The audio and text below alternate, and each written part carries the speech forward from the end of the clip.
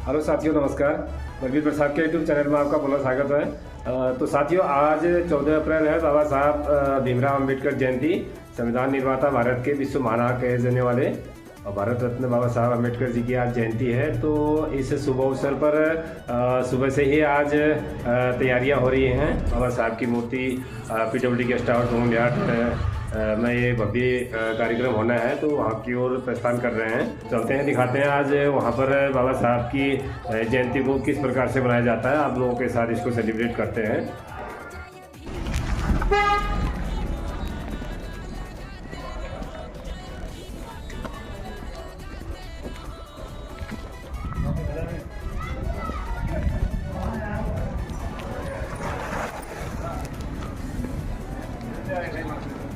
साथियों, आप देख रहे हैं PWD गेस्ट हाउस में बाबा साहब अम्बेडकर जी की एक आदमकद प्रतिमा यहाँ पर लगी हुई है। तो मैं आपको दिखा रहा हूँ यहाँ पर ये प्रतिमा की स्थल की फ़ोटो। और यहाँ पर देखिए आप, भव्य तरीके से ये सजाया गया हुआ है।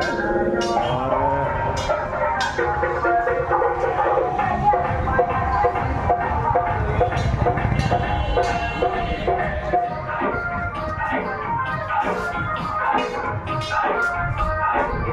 ये आपको दिखा रहा हूँ प्रतिमा स्थल PWD गेस्ट हाउस के चारों ओर का ये दृश्य मैं आपको सुंदर दृश्य लोकेशन आपको दिखा रहा हूँ।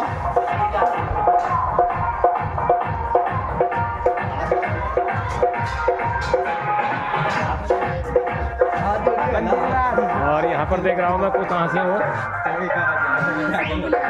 आज से कार्यक्रम के लिए आए हो? नमस्ते नमस्ते। कहाँ पर रहते हो? अनिला रहते हो? अच्छा अच्छा। किसने भेजा? कौन कौन आए हो? अभी मेरे सिस्टर लोग भी आए हैं। अच्छा अच्छा। कार्यक्रम क्या है आपको? कार्यक्रम है? स्टेज है, डांस है। अच्छा अच्छा, चलो बहुत अच्छी बात है। यहाँ पर कुछ बालिकाएं आई हुई हैं नगर पालिका गंगोलियाहाट के निकटतम गांव से। तो इनका एक स्पीच भी बता रहे हैं और कुछ कल्चरल प्रोग्राम भी यहाँ पर बता रहे हैं। देखिए, अभी थोड़ी देर में यहाँ पर सभा आरंभ होगी। पहले माल्यार्पण यहाँ बाबा साहब की मूर्ति का होगा। ये यहाँ पर पहुँच चुके हैं हमारे खंड शिक्षा BRC महोदय, हमारे प्राथमिक शिक्षक संघ के अध्यक्ष भी जो हैं श्रीमान भीमराव भंडारी जी भी यहाँ पर माल्यार्पण और सभा की में सहभाग लेने के लिए पहुँच चुके हैं। और धीरे धीरे लोग आ रहे हैं, यहाँ पर भी जुड़ रहे हैं लोग। और कार्यक्रम स्थल की मैं आपको तस्वीर दिखा रहा हूँ। अभी स्टार्टिंग यहाँ पर होने वाला है। 10 बजे का प्रोग्राम था, थोड़ा सा डिले हो रहा है, लोगों का आना जाना। आगे कार्यक्रम स्थल की मैं आपको तस्वीर दिखा रहा हूँ। नमस्कार हो, ये हमारे कैप्टन साहब और गणमान्य व्यक्ति सभी पहुंच चुके हैं। लगभग पहुंचने की तैयारी है, लोगों की आना आरंभ हो गया है। कार्यक्रम स्थल की मैं तस्वीर आपको दिखा रहा हूँ। समिति के अध्यक्ष कार्यस्थल पर ये सभी व्यवस्थाएं को संपन्न करने के लिए यहाँ पर सुबह से व्यस्त हैं। 2-3 दिन से लगभग यहाँ पर हम लोग सभी लोग मिलके इस कार्यस्थल को सजा रहे हैं। भव्य रूप से यहाँ सजाया गया है। अभी कार्यक्रम पहले माल्यार्पण होगा, उसके बाद यहाँ पर सभा होगी। और इस बार फिलहाल झांकी का प्रोग्राम पोस्टपोन किया गया है। और यहाँ पर हमारे राजू भाई हैं, ये सुरेश जी हैं। ये कई वर्षों से समिति और शिक्षक एसोसिएशन के द्वारा आयोजित यहाँ पर अम्बेडकर जयंती को साथ देते आए हुए हैं। आप देख रहे होंगे माननीय विधायक जी पहुंच चुके हैं, मान चुके हैं। और यहाँ पर और बाबा साहब की मूर्ति पर अभी माल्यार्पण किया जाएगा माननीय विधायक जी के द्वारा।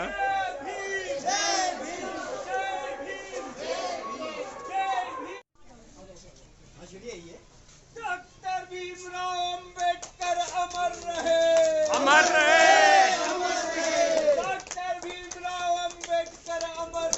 बाबा साहब की मूर्ति पर माननीय विधायक जी के द्वारा माल्यार्पण किया जा रहा है। देख रहे हैं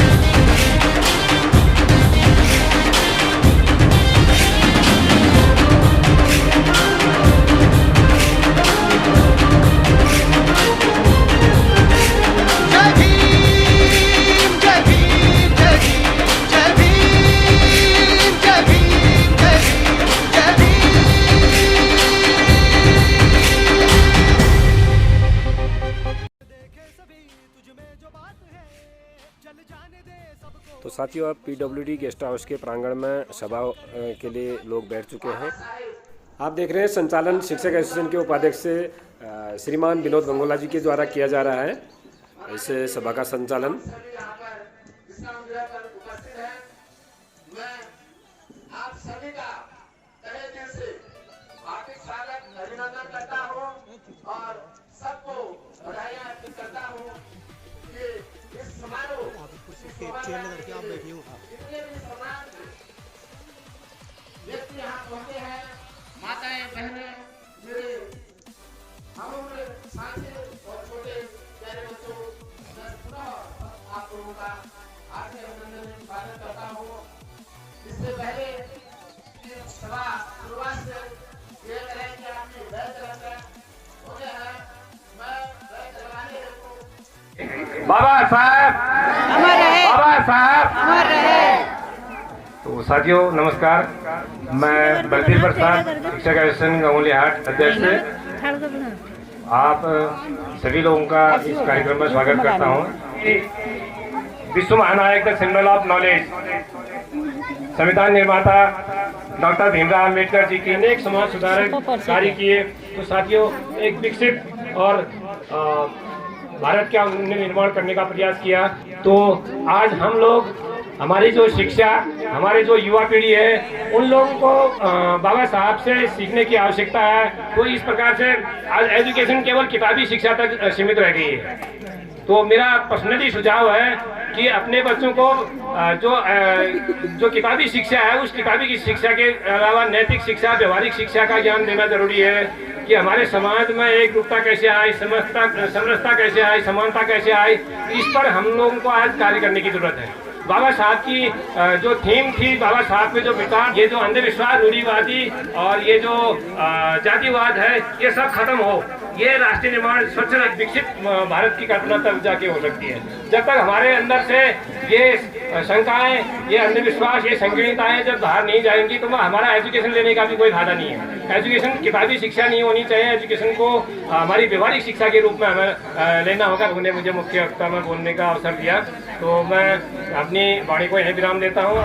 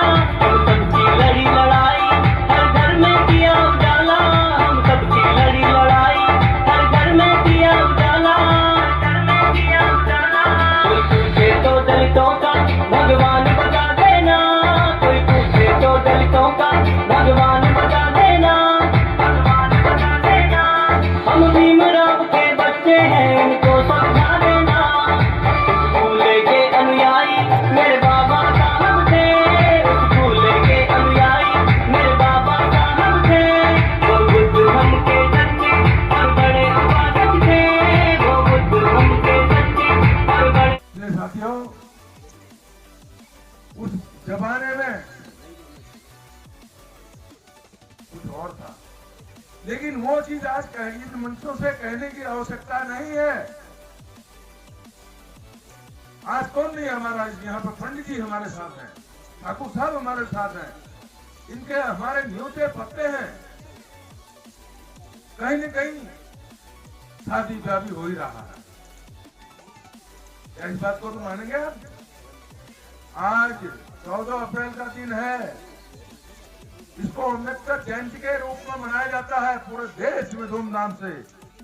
लेकिन यशस्वी प्रधानमंत्री मोदी जी की तरफ से क्या कहा गया है, इसको समरसता दिवस के रूप में मनाओ।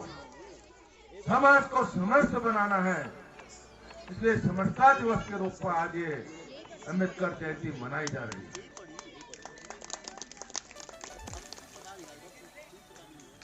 अम्बेडकर जी ने किसी एक व्यक्ति के लिए नहीं लिखा है। अम्बेडकर जी ने, मैंने कहा ना, भारत की आत्मा लिखी है उस किताब के अंदर, और उसके अनुसार हमारा भारत देश चल रहा। आज जम्मू और कश्मीर धारा 370 जो हटी, वो देन हमारे बाबा साहेब अम्बेडकर जी की है। क्योंकि जब संविधान लिख रहे थे बाबा साहेब ने, उस समय ये जो सरकारें थी, नेहरू जी और जिन्ना जी, उन्होंने कहा था कि बाबा साहेब से इस कश्मीर को आप स्थायी बना दो। उन्होंने कहा नहीं, ये कश्मीर मेरे भारत का अभिन्न अंग है, मैं इसको स्थायी नहीं बना सकता हूँ। अस्थायी लिख के गए, अस्थायी।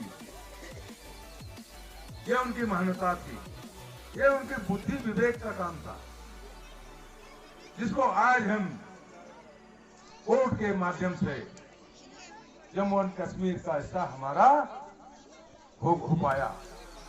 ये अम्बेडकर जी का दिमाग था। बाबा साहेब अम्बेडकर एक समय इलेक्शन लड़े थे नागपुर से। नेहरू जी ने, उनके अन्य समर्थकों ने रात रात में जाकर के दुष्प्रचार करा, नहीं जीतने दिया, और दोबारा महाराष्ट्र से लड़े 5 साल के बाद सांसद का चुनाव।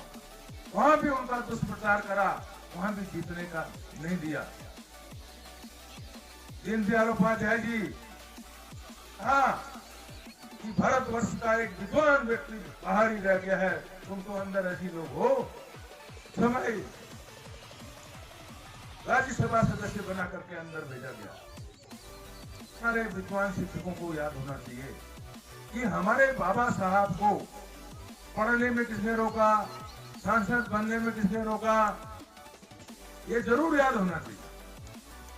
और विशेष निवेदन है, सभी लोग आइए, हम इस जातिवाद को, इस भेदभाव को खत्म करना चाहते, हम एक होना चाहते हैं, एक मुट्ठी में बदलना चाहते हैं। हमारा देश तभी सुरक्षित रहेगा मित्रों। अगर हम नहीं, एकता नहीं रहेगी, यहाँ फूट डालो राज करो करके, ऐसी अंग्रेजों ने यहाँ पे 200 साल राज किया, ऐसी मुगलों ने 300 साल राज किया, हमारे देश को लूट करके, खसोट करके ले गए, और हम में जातिवाद का पैदा कर करके अपने राजनीतिक लाभ लेते रहे। लेकिन आज भी, फिर भी मैं ये कहना चाहूंगा, कई पार्टियां, कुछ तो हमारे शिल्पकारों के नामकरण ही कितने हो गए। किसी ने कहा दलित है, किसी ने कहा पिछड़ा है, क्या है भाई? कहीं दलित दुलित रहता होगा तो आगे तो रहता होगा, लेकिन मेरा मानना है, मेरे उत्तराखंड के अंदर प्योर शिल्पकार ही रहता है। भी नहीं कर सकता कोई, एक्टिविटी तो बना गए हैं। अगर आज बाबा साहब ने अगर नहीं लिखा होता, मैं भी शायद विधायक नहीं होता, हमारे 131 सांसद नहीं होते, हमारे प्रदेश के 11 विधायक नहीं होते। बाबा साहब वो चीजें लिख के गए कि जो मैं हूं वो मैं बाबा साहेब की बदौलत हूं, जो मैं यहाँ पे बोल रहा हूं वो बाबा साहेब की बदौलत बोल रहा हूं।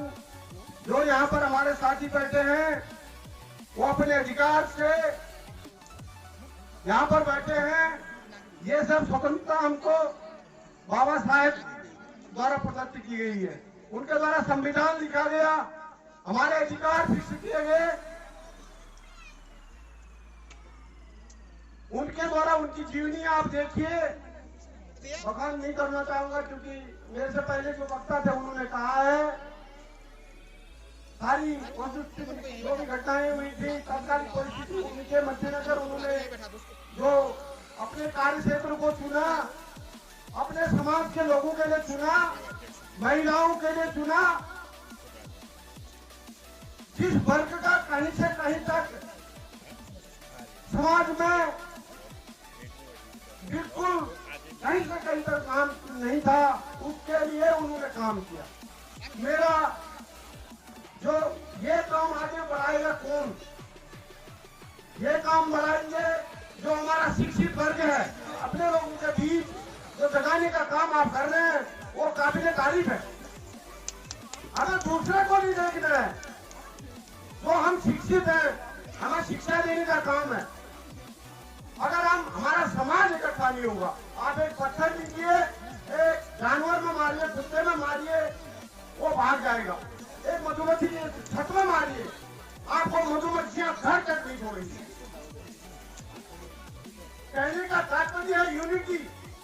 अगर यूनिटी नहीं है तो समझो हमारी और संविधान फिर कुछ नहीं कर पाएगा। समाज के प्रति, महिलाओं के उत्थान के प्रति जो अम्बेडकर जी ने जो पूरा उनको अधिकार दिया है, उनका उनको लाभ मिले। इन महापुरुषों की मालिका में डॉक्टर बाबा साहेब भीमराव अंबेडकर का नाम अत्यंत श्रद्धा और अत्यंत सम्मान के साथ हम लोग लेते हैं। यह केवल भारतीय संविधान के निर्माता के रूप में नहीं,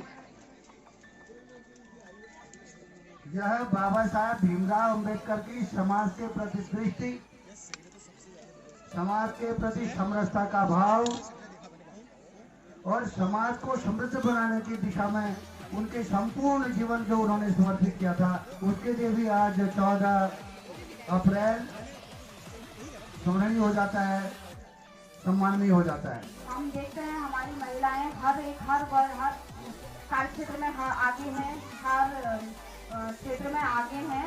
तो यह अम्बेडकर जी की देन थी।